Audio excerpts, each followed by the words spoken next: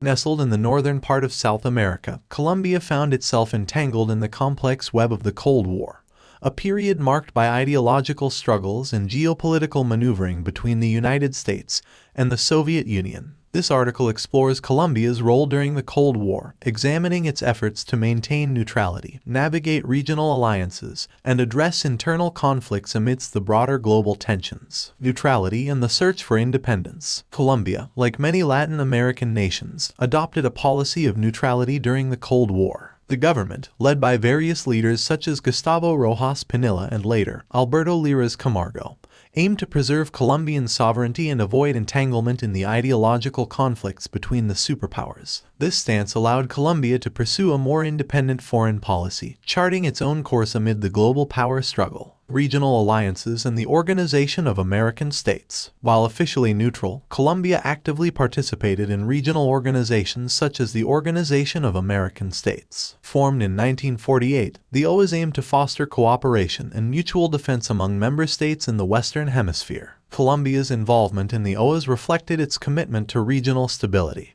and its desire to engage in diplomatic initiatives that could mitigate the impact of Cold War tensions. Economic partnerships and U.S. influence. Colombia's economy played a significant role in its Cold War experience. The country developed economic ties with the United States, particularly through the Alliance for Progress, a U.S. initiative aimed at promoting economic development and thwarting the spread of communism in the Americas. While benefiting from economic partnerships, Colombia faced challenges associated with the influence of U.S. policies on its internal affairs. Internal strife and the influence of guerrilla movements. Throughout the Cold War, Colombia experienced internal conflicts driven by various factors, including socio-economic inequality and political unrest. Guerrilla movements, such as the Revolutionary Armed Forces of Colombia and the National Liberation Army, emerged during this period, drawing inspiration from Marxist ideologies. The Colombian government's efforts to address these insurgencies were influenced by the broader Cold War context,